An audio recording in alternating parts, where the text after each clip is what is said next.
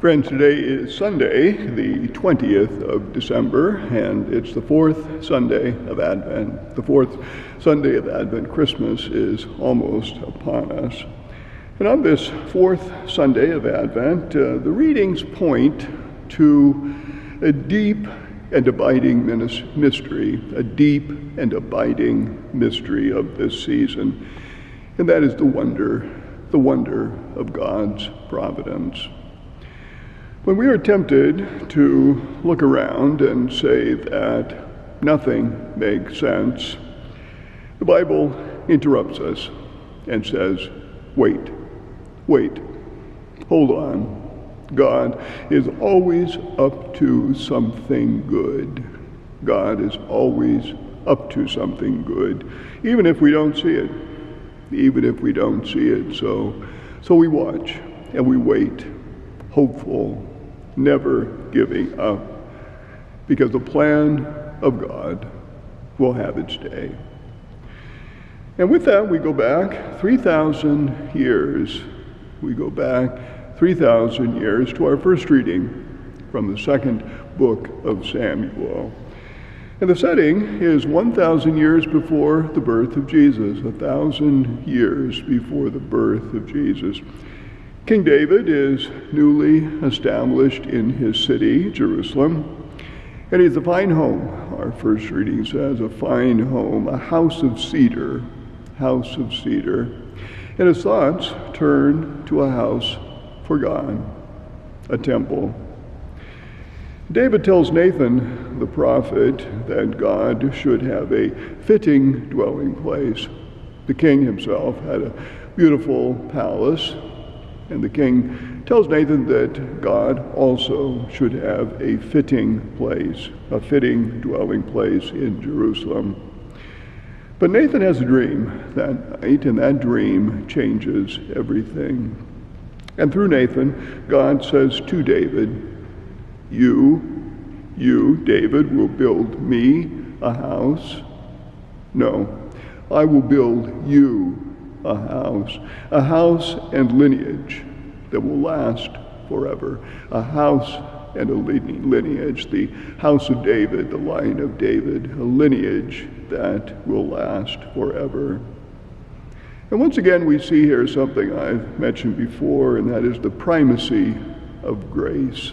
The primacy of grace, that God always takes the initiative. God always takes the initiative, and God is always up to something good. Listen to the promise. Your house and your kingdom shall endure forever. Your house and your kingdom shall endure forever. It's hard to imagine a more extravagant promise. God's abiding providence, God's grace that will never end. In fact, the lineage of David did indeed last a long time, over 400 years, until the year 587 BC, when the Babylonians came and destroyed Jerusalem and killed the last Davidic king. The kingdom ended in the worst possible way.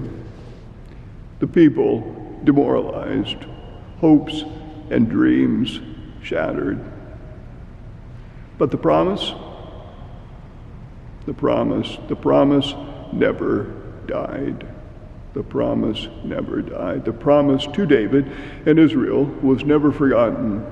It was never forgotten. It continued to echo in the minds and the hearts of Israel through the centuries. In a sense, we might say it went underground.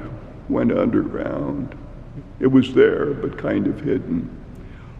Hope against hope, never giving up, trusting and waiting, until 600 years after the destruction of Jerusalem, 600 years, when an angel appeared in a small backwater town called Nazareth to a virgin betrothed to a man named Joseph of the house of David. and the virgin's name was Mary. The setting could not have been more remote, the young woman more anonymous. And just as it seemed as if all has been lost, God interrupts. God interrupts, and the Word became flesh and dwelt among us. The promise to David fulfilled in Jesus Christ.